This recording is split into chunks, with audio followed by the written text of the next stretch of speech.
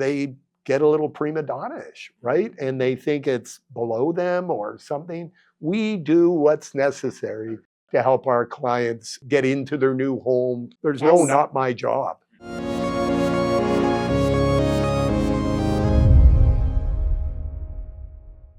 Good morning.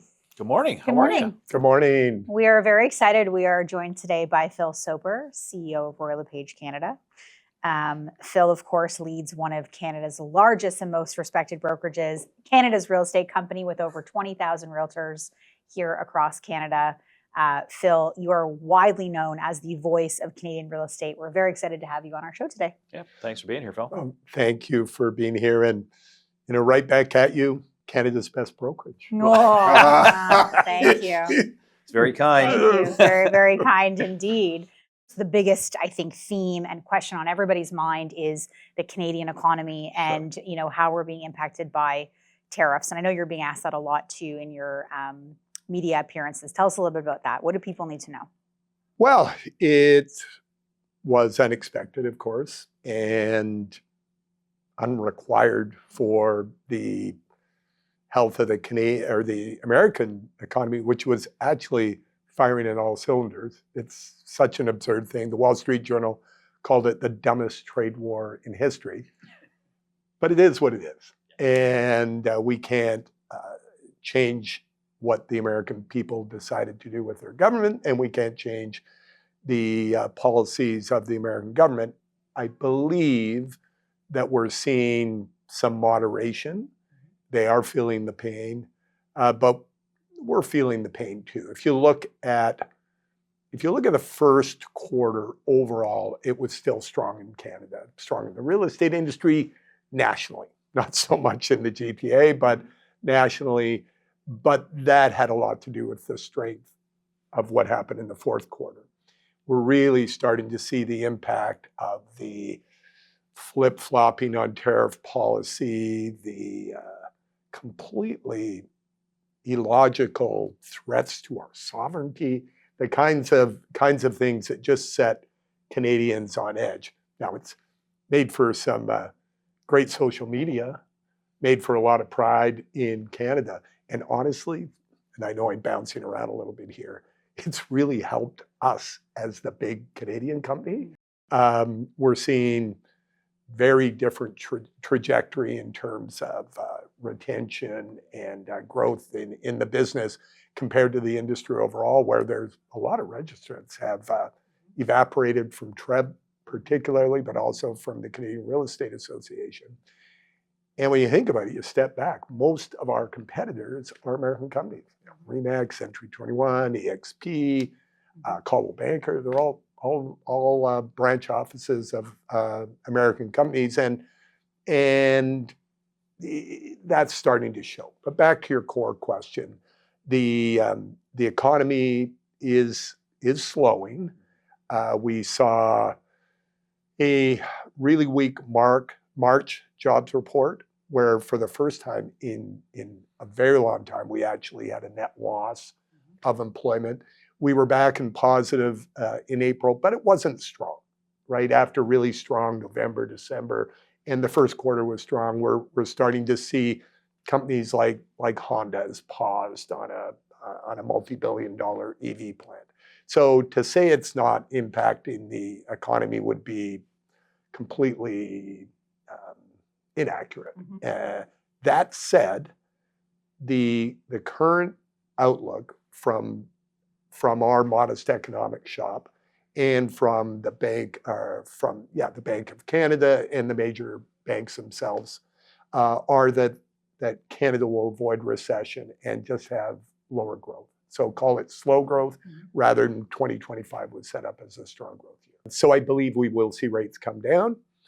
Conversely, in the United States, the inflation that they've invited by getting into a trade war, we're in a trade war with one country. There's no trade friction with the EU, with Britain, with Mexico. They have friction everywhere. And so they're seeing no rate cuts in the future. And as our rates come down, it'll stimulate the Canadian housing market being one of the most interest rate sensitive industries, but it'll also probably weaken the Canadian dollar, which negates some of the impact of American tariffs, Yes. right? Because we buy things from them and the lower Canadian. It's sort of a self-balancing thing. So I think we'll be okay through this rough patch. And here's my overall outlook. Like 2020, before we had vaccines, before there was even a timeline for vaccines, the Canadian real estate industry roared back into life in the second half of 2020. Why? Because people realized they weren't going to lose their job. Life would go on. Yes, it was weird that, they were doing meetings via Zoom. In our industry, of course, being frontline workers, our folks were still out there. And what was in the second quarter of 2020 looking like a disaster here in Toronto, 65% down in transactions, roared back to life. And the latter half of 2020, 21, and the first of 2022, it's the busiest time in history. So I'm not expecting that kind of a boom, but I am expecting Canadians to gradually get used to this becoming the new normal. They're going to keep their jobs. The economy is going to grow just slowly. Interest rates are going to come down. Home prices in Toronto are actually lower, particularly in the condo sector. Savings are high and probably higher because when things get a little tough, people hang on to their cash. So they'll be able to pay their down payments. Our default rate on mortgages is incredibly low, best in the world, 18 times lower than the US's default. We're at 22/100%. So it's very, very low. So people aren't losing their homes. We're set up for a recovery. I think it'll be modest. Who knows? Maybe we'll be surprised and it'll be stronger than modest. I love that. We'd like stronger than modest, but Yeah, we're ready. Well, yeah, we're ready. We're ready. Entering year 3. And you know what? On the ready side, one of the big challenges with 2020 was a lot of people were still, even though those who needed a house, they're going, okay, I got my job. I'm going to go out there and get a house. The people who didn't need a house were going, I'm not sure I want people traipsing around my house. So we didn't have any inventory. That's right. Yet we still had record volumes. Forget about the price increases, which were crazy, but we had record volumes without enough inventory. We've got the inventory now. So, we're ready. We're primed. I know your team's ready. Oh, we're ready. We're ready. Yeah, We're ready. We're ready. Any minute now, we're ready. I mean, that was my next question, like segueing into the market dynamics. I mean, we talk a lot on our show about the fundamentals being quite healthy. You have, low rates, you've got people that do have job security, but we're just not seeing that confidence yet. Yeah. What, in your opinion, is it confidence that's the missing ingredient for Canadians? Absolutely. Structurally, there's no fissures. There's no deep problem. About, 8 to 9% of Canadians work in manufacturing, and that's potentially an industry that could see some challenges. Means 92% of people don't. They're in the services industry, most of them like us. I believe government of Ontario, the new government of Canada, are hell-bent on establishing new trade relationships. We've made great progress with Europe, with Britain, talks with Mexico, a lot of Mexican vegetables in our supermarkets this spring. And domestically, we haven't seen it yet, but I'm hoping we'll see the erosion of those weird interprovincial trade barriers. Yeah. And we're a big country, we're 42 million people. If you put us anywhere except next to a country of 330 million people, we would be substantial. In Europe, we'd be one of the largest companies. We're one of the 7 biggest economies in the world, second fastest growing. So we're not tiny. We're not mega like China and the US, but we can have a strong domestic economy. Yeah.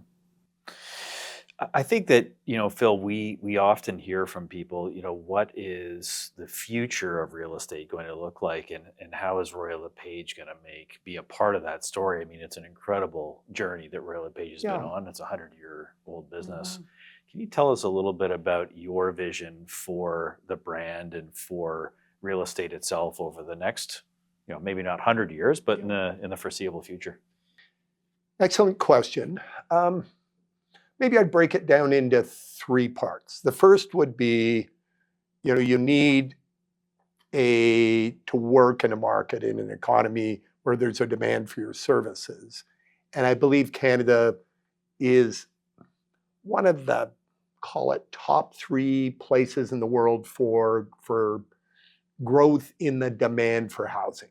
So it's a great place to practice brokerage.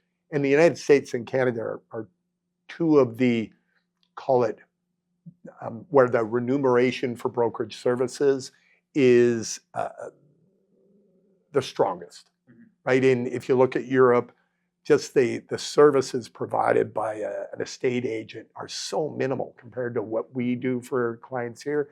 And as a result, the fees that are generated are much lower. So if you're earning your living there, you do a lot more transactions, you do a lot less for clients, and you get paid a lot less per transaction. Yeah. So the market, growing economy, growing population, growing need for brokerage services, that's number 1. Number 2, I do not see in advisory services in general, call it the law, investment banking, management consulting, accounting, I don't see software replacing people in human advisory services. Now, that leads to number 3, we're talking about the future. I think the human advisor, in our case, talking about a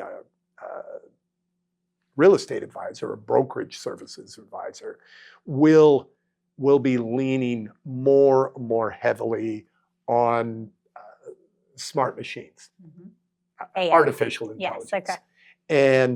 And we see that in 2025. We give you just a couple of examples. Go back a couple of years ago, internally, our sizable IT development shop where we write new applications and things, we're experimenting. Our head of IT, Eric's son, a university lecturer, he's been big into AI as a personal, he's written books on it. It's really cool. Wow, very smart guy. And he's been with us 20 years. So he's deeply embedded in the Royal LePage culture. He did about 10% of the code that was written a couple of years ago using AI software writing tools. Last year it was 50%. This year he estimates it'll be 90%. So what does that mean? It means, because we haven't let anybody go, right? We've got the same size team. It means what used to be like doing long division, probably you 2 are too young to ever learn how to do long division. You still remember it. And then we, moved to calculators and PCs or whatever. Writing code, which has been a profession for a lot of years, is disappearing because machines are doing it, and they do it almost instantaneously. They do the testing, but they don't do the high-level architecture and design. They don't sit with a user, or in our business, a group of users, managers, agents, administrators, understand what the needs are, and then translate that to something that a machine can write the code. So the volume of stuff we're pumping out it's mind-boggling to me. Now, one of the things we got to be careful of is that we don't overload you and your teams, right? You can't hit you with so much change in this area, but AI helps here too, because you can mask all the new by keeping the user interface, the way your team sort of interfaces with the software similar, and more of the work's getting done invisibly behind the scenes. So I'm really excited. We and you guys were a big part of this, and I thank you so much for this. In some of the new things like RLP Sphere, which I know you're embarking on a new journey with for the company, as opposed to the front line with the youth. So congratulations on that. We had 1,400 people sign up for the AI portion of the education. We haven't had 1,000 people in a course since 2020 when we launched our. That's 5 years. Mhm. And there's just this surge of interest.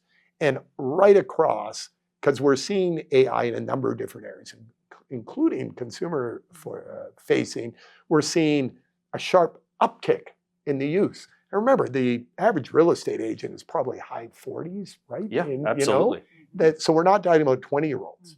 We're talking about people who are having to take a deep breath and go, okay, I guess I gotta, Come along. a few decades of work. We don't retire in this industry, No. so. But we I got a do, lot of- I do wonder though if those 1,400 people were, is it an interest or is it a bit of fear? Is it a bit of like, Good do you know question. what like? Is it a little bit of like, is AI Defensive right? or offensive? Is Yeah. I think the kind of, for me anyways, the underlying tone I think sometimes with AI is a little bit of like, is AI going to take over my job and what I do? So, Phil, in your opinion, like how do smart agents take advantage of AI to get better at what they do and provide a better experience to the consumer? Well, you don't need to be the bleeding edge person, right? You don't have to be Champlain and going through the bush. You can walk. I don't know where you're going with this. I don't know what this reference is. I was thinking of an old Canadian explorer. Yeah. 400 years ago or whatever. You can walk on a path that's already been defined. So there are people who just delight in tripping over and stumbling and being the very first. And you've got agents like that, right? They probably come to you, because I know they come to me and say, I've developed something. Yeah. It's going to change the industry. I'm going to quit my job and become a software engineer. Yeah. And you go, that's pretty good, but you're such a good agent. Why don't we stick with that? Yeah. We'll do this for joy. Yeah. So you don't have to be that. So there are people at Royal LePage. We're a piloting company. That's what the development team always says. We don't throw things out there and see if it works, right? We test it internally. We run it by the Services Advisory Council of you and your peers. That group of 25 leaders that provides direction for us, and then we test it in small groups of agents before we roll it out. So it's going to work. And the training is based. We take if you think about your work with us on Investor's Edge, that training program drives Simeon crazy, but it took months before Learning Services was satisfied that it was easy enough for people to use, that there were no bugs in it, that it could be rolled out.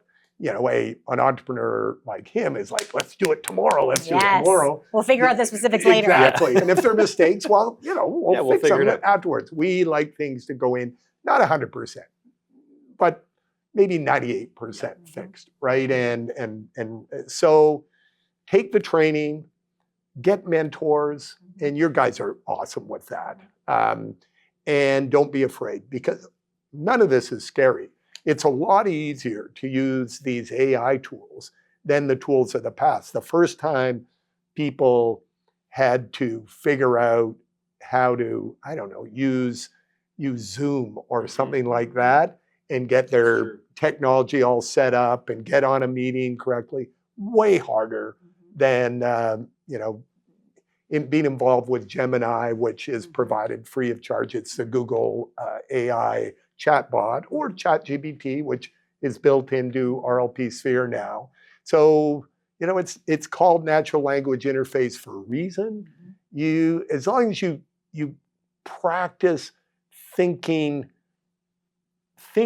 what you're going to direct the machine to do.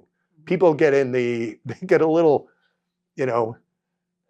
they seem so human. They start saying please and thank you, and they sort of stumble into conversations. It's really just a smart microwave, and you don't say please, turn the machine on for a minute. You press 100 and hit start, right? You can do that with the chatbot too, but be clear. The microwave will get confused, a little less confusion with and AI, but you still have to be clear. Yeah. Yeah. It's interesting.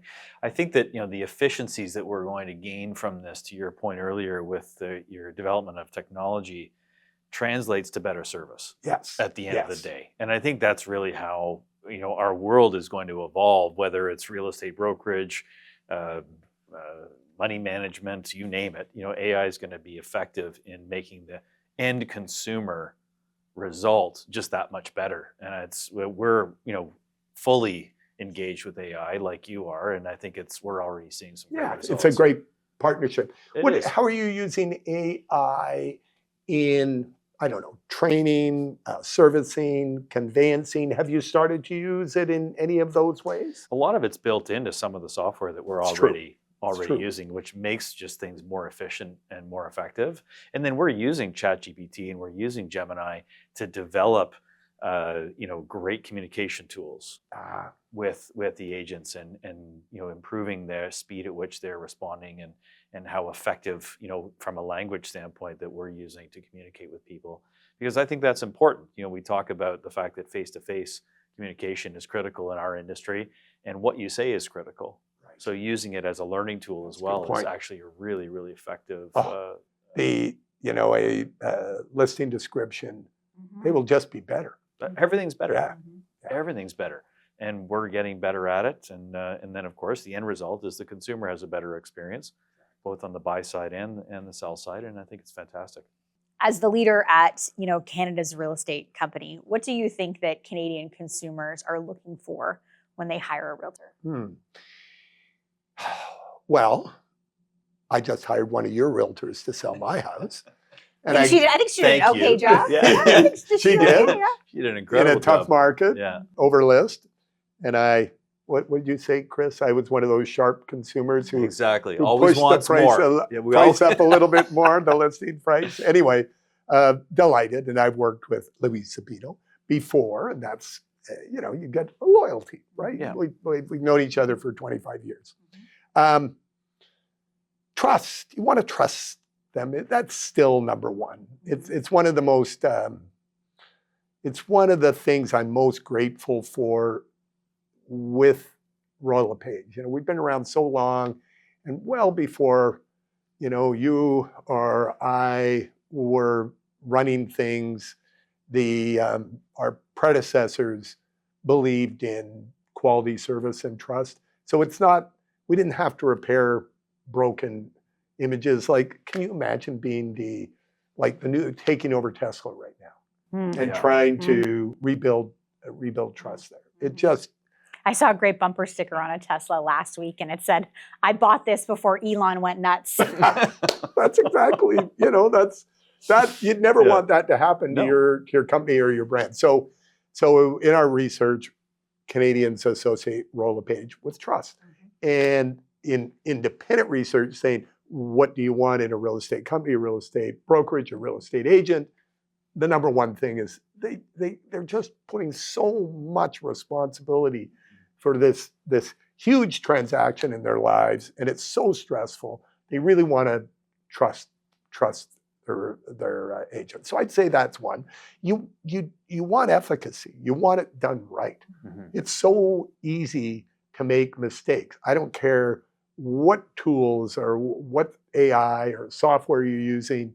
There's a lot of moving parts in a real estate transaction, and all these unknowns, like what's the talent of the other side? If you're a listing agent, who am I going to be dealing with? Are they going to be skilled? Are they going to be trustworthy? So you want it done right. And I'd say the number 3 thing is you want people who know their market. Yes. You want them to know their neighborhood. You were talking to earlier. You're managing a real estate company, not running it, but you know our neighborhood, right? You do, and that's when you're talking to someone, and you're asking them questions. They automatically, like in a way no machine can. They're connecting dots in terms of the trends they're seeing, and they're going back in time and pulling comparatives in their head that are not necessarily mathematical, they're trying to give you the richness of their experience, so you feel comfortable and let them do their job. So yeah, I'd say those are the three. Mm-hmm. Absolutely. And I think that, we talk about this often. As much as real estate is our product, I guess ultimately at the end of the day, it is a people business. Yes. And you're dealing with the intricacy of people's personal lives, with their homes, with their memories, with their family situations. Absolutely. It goes on, whether it's the start of their journey or the end. It's a very challenging time. It's not, as you said, mathematical equations, although we use a lot of math while we're in the process, but it's the other part of it that I think is. That's well said. Is we use a lot of math, yeah, but it's a human. And it's a human business. The stories we hear. One of our agents having a single mom and her kid who things don't work out, and they're basically homeless for the weekend, and they end up sleeping in the guest room at the agent's house.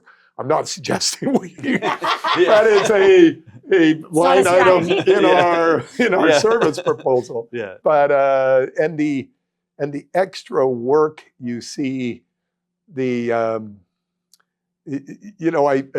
be talking to people like Chairman's Club people, top little slice, very successful people, and they'll go, God, they go, you're limping, and they go, I was hammering boards on a fence last night. My guy couldn't make it. The photographer was coming, and I just did what was done. And the extent to which a good agent will get at, and I think where some people fall short, is they get a little prima donna-ish, right? And they think it's below them or something. We do what's necessary 100%. to help our clients get into their new home or sell their home. We do what's necessary, and there's no not my job in this. Yeah, I think to Chris's point, it's such an emotional process to go through. Oh.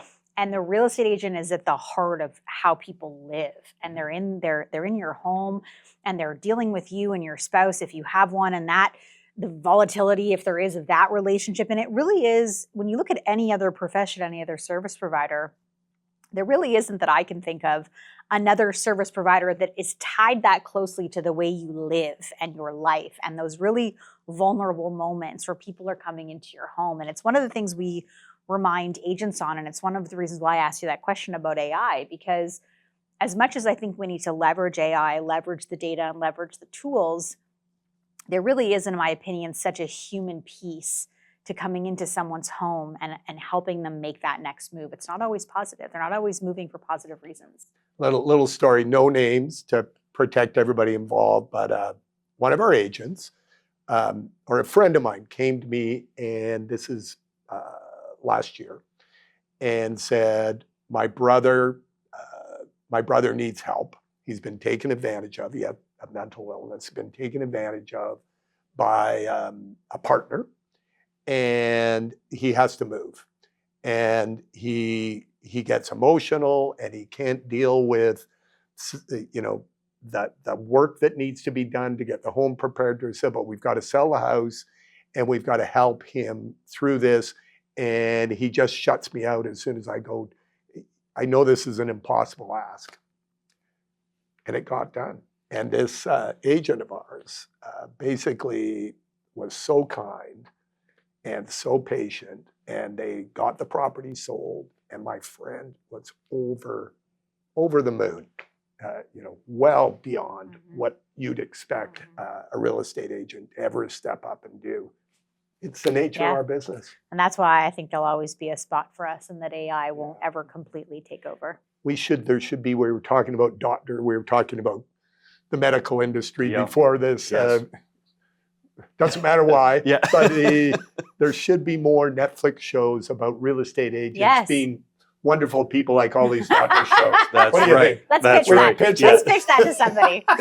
All the The real altruism. stuff, not Yeah. the fancy Yes. luxury, No. all that kind No, of. No. not the It's the real human. not the Bentleys. Yeah, exactly. It's the human interest stories that I think are fantastic, and I think what Yes. it is, we see it all day long. Yes. Is that because we're in the trenches, we're seeing, we have a great vantage point, I'd say, from our role in the industry, and we see it all day long. And I think it's, trying to explain to consumers and clients exactly what we do is challenging. Yes. And it's stories like that that's, you might, as a consumer, you have no idea what goes on behind the scenes and the level of care that actually gets brought to the table. And it's nice to share these stories, It because I is. think it's important that it's not about the math of the equation here. Right. Where specifically, it's much more than that. And I think that was a great story to share. Yeah, it's a great story. I bet you've had people. I know you're always reaching out into the world to find people to share advice and counsel for your team. But one of the things I think the National Association of Realtors in the United States has done well, there's so much that they've done wrong in recent years, but one of the things I think they've done well in the aftermath of the complete sort of collapse of their old real estate model in the United States, which was not the same as ours. Some people think it was. It is not. Yeah. Is they put a lot of work into describing value, especially on the buyer agent side. Yes. And they've got great videos. I know you've had speakers who are American residents, but there's a lot of value. And it's not like in my case we were talking about earlier, our home got sold in I think 5 days. You can't add up the hours between when the listing went up and say, oh my God, the dollars per hour were too high. You've got to think about the entire profession, right? You're happy if a doctor does an eye operation and you're in and out in 15 minutes, but you don't reverse engineer and try to come up with $1 per hour. There's so much value, and I think we need to continually be internalizing and not make excuses, but be able to explain our value. Yeah, Agreed. absolutely. Yeah.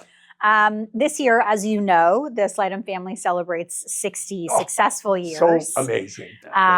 We are very proud. It's a very proud moment for us that work here as well. And he looks so good. I know, right? Not bad for 80. Yeah. You know what? We've actually been collecting old photos and videos, and an agent came in yesterday to give me a bunch of collateral. And he said, can you do me a favor at the event? He said, when you get on the stage, can you ask Chris Slightum why he looks older in these pictures than he does now? What is his secret? That's I'm very like, kind. I will ask that. That's very kind. I will ask that on the stage. That's a good one. I'll be sure to table that for you. But tell us, obviously, before the Slightum family joined Royal LePage in 2001, they were independent. Slightum Real Estate, of course, here in Don Mills. What did that, when they came on board in 2001, it would have been Chris and his dad, Ted. What did that look like when they joined? How did it feel to the Royal LePage family? Well, I can tell you because my predecessor, I joined the company in 2000, but it was late 2000. So my predecessor, the great Simon Dean, worked with you and your dad. Yes. Yeah, and the original office was part of Royal LePage headquarters, right? The original acquisition, yes, Yeah. was part of And part of the merger That's right. between Between the two Slightum businesses. and that business. So I know the history of it, and I know it was a tough decision for your dad in particular because he built this company. But what I can speak to is the incredible trajectory that Royal LePage Signature has been on for 25 years, because they've been my 25 years. Mm-hmm. I remember, Chris, and I've told you this story before, 2008, 2009, Mm-hmm. when you made the huge leap of faith to build this beautiful office, the largest single real estate office by number of practitioners in Canada by any brand, right? This is truly a flagship. And of course, 2008, Lehman Brothers. Not a booming market. If you haven't watched The Big Short, Yeah. you should watch it, because some of the craziness going on in the US right now, it occurred in that movie. Yeah. Oh my God, what a leap of faith. And I just can't even imagine internally the gut churning as you're building, investing, and you were always willing to take the risks for your team. And you saw a need in the market, and you saw a new model, if you call it. It's still, call it the same model, high touch, high interface between consumer and your people. But the real estate brokerage company itself, you saw a way to do it better. And you've built this incredible brokerage. You should be so proud. Thank you. You should be Thank so you. proud. Thank you. No, You should. it's been a lot of fun, and I think when we chose the Royal LePage brand back then was a big pivotal moment for us, because of the way we felt the culture of the companies intertwined. And when you take a venture like that, it was stressful, because you're not sure. You've been doing something for so many years, and then now you make a big change. And it's turned out incredibly well. So we're grateful, and I think it's been a big part of our success. Yeah, well, thank you for that. It's you've certainly taken home a lot of hardware at the annual leadership awards. Here he comes again. Eventually, we'll just have to rename the award after him, Yes, right? exactly. It's going to be called the Royal LePage The Signature Vince Award. Lombardi sort of, the That's Chris right. Lightem Award. We'll get like the Right. Heisman. We'll get you Yeah. doing like Oh that. yeah. Yeah. Yeah. We'll be doing none of that. Nay, I'd say with an iPhone, but Yeah. technology gets outdated. That's we don't right. want it to look like Yeah, exactly. an old. We'll have it. We'll get him with his BlackBerry. We Yeah. have one. We have one for the party. Yeah, someone somewhere. Yeah. Oh, yeah, we have Yeah. one for the party. And just for extra fun, because of course 2008, 2009 wasn't exciting enough, we decided to take on extra space and renovate the entire flagship office here in the spring of 2020. Yeah. So Oh my. just for really Let's see. exciting. What are you doing for the Yeah. Trump tariff war? Yeah, I hear you. I know. What are we I know, doing? What I should know. we do? Let's You put gotta- a jet Yeah, or something. exactly. You gotta Let's fly a roll the plane. dice. I tell you, it's usually we start something and then something major happens. Yes. Right. We've sort of dodged this Yeah. one Well, this time. So I'm hopefully sure there's that something means it'll around be- the corner. it'll be Right? short. That's true. Yes. and We painless. did in the fall. Chris came to Jeff and I, and he said, I think we should host Tom Ferry. He hasn't been in Canada since 2017. There we go. And I said, well, we just had our kickoff, like our, very expensive, very, Lavish. lots of Yeah. time required resources from our team like 30 days ago. He's like, yeah, it's going to be great. Let's do it. Let's do it. Let's do it. And of course, because I work with two brothers, so it's really exciting sometimes. So the other brother comes in and he's like, why? Why did you agree? I'm like, I didn't agree. He just said, this is what we're doing. What do you want me to say? I said, okay. And he is the big brother. He is the big Yeah, brother. yeah. That's right. That's The right. old brother. That's what yeah. I The what I call looks that. younger The than old he guy. did when he The started. old guy. Yeah. I called him Yeah. senior earlier. He didn't Yeah. like that very No. much on our Zoom show by mistake.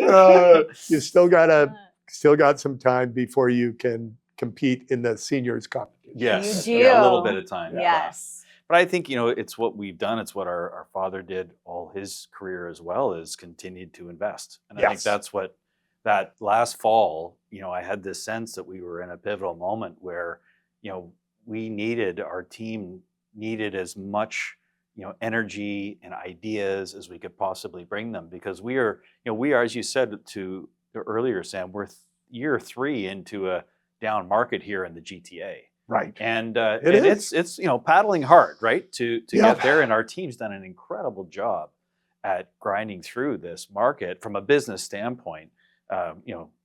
Speaking about here, and I just had a sense that we needed, to continue that education, which is a huge pillar of what we do. And when Tom Ferry had that he literally had a hole in his calendar, and I was speaking with him, and he said, I've got one day. And it was October 16th. And he said, I can make that work if you can make it work. And I just committed to him and said, We're got going to make it work. And it was, I think it really gave people a lot of energy, in the fall. And I think it was worth every penny of investment for that. But that's, we got that from our dad. It's like we take the long view of things. Yes.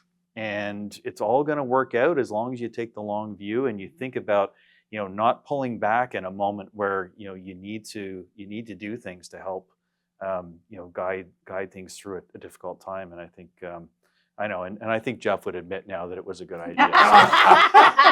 Can you do me a favor? Please don't But go he's tell not him. here, Yeah. so We'll just leave that. We're just gonna do let not him- go He'll tell see him the you video. told- Yeah. yeah. Don't go in there and be like, I told you so. No, Don't do no, that, I never okay? do that. No, Never, you don't. absolutely never. No. He, It's he just- gives you this smile. Yeah. And you know in his mind. Hey, I think it worked. he's saying that. Doesn't a little always, bit. but in that case, No. it Doesn't always. Well, you got I to know, try stuff. I know I can speak on behalf of the Slidham family when I say that making the move to Royal LePage 25 years ago was well worth the decision at the time.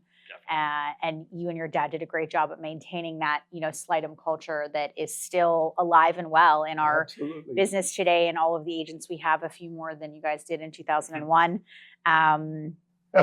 But it's Do you remember how many there were in 2001? Yeah, when we in 2001 we had combined the two when we Yep. had the merger done. I think we were 135 people.